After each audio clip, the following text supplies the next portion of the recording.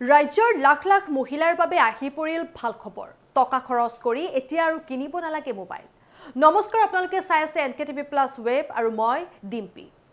অসম চৰকাৰে মহিলাসকলক প্ৰদান কৰিব বিনামূলীয়া ফোন ৰাজ্যৰ লাখ লাখ মহিলাৰ বাবে এই ভাল খবৰ দিলে মুখ্যমন্ত্ৰীয়ে বিহুৰ বতৰতে মুখ্যমন্ত্ৰীৰ এই বৃহৎ ঘোষণা ভগৱানে শক্তি দিলে মহিলাসকলক মই বিনামূলীয়া ফোন দিম বুলি মন্তব্য কৰিলে মুখ্যমন্ত্ৰী গৰাকীয়ে ধেমাজিত অনুষ্ঠিত হোৱা নিৰ্বাচনী প্ৰচাৰত এই বুলি মন্তব্য কৰিলে মুখ্যমন্ত্ৰী গৰাকীয়ে আমি পুনৰবাৰ কৈছো যে ৰাজ্যৰ লাখ লাখ মহিলাসকলৰ বাবে আহি পৰিছে ভাল খবৰ অসম চৰকাৰে মহিলাসকলক প্ৰদান কৰিব বিনামূলীয়া ফোন এতিয়া আৰু টকা খৰচ কৰি কিনিব নালাগে মোবাইল তেওঁলোকে পাব বিনামূলীয়া ফোন ৰাজ্যৰ মহিলাসকলক মুখ্যমন্ত্ৰীয়ে দিব বিনামূলীয়াকৈ ফোন আৰু বিহুৰ বতৰতে মুখ্যমন্ত্ৰীৰ এই বৃহৎ ঘোষণা তেওঁ কয় যে ভগৱানে শক্তি দিলে মহিলাসকলক মই বিনামূলীয়াকৈ ফোন দিম ধেমাজিত অনুষ্ঠিত হোৱা নিৰ্বাচনী প্ৰচাৰত এনেদৰে মন্তব্য কৰে মুখ্যমন্ত্ৰী গৰাকীয়ে আৰু এই সন্দৰ্ভত আমাৰ মাজত আছে তেওঁৰ ভাষ্য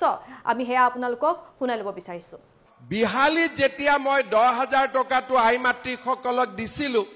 এগৰাকী আইমাতৃ খুদিলো মোক ফটো তুলি আছিলে মাজনী আইমাতৃ ফটোটো নুঠিলে তেতিয়া মই কলো কি মোবাইলটো বেয়া নেকি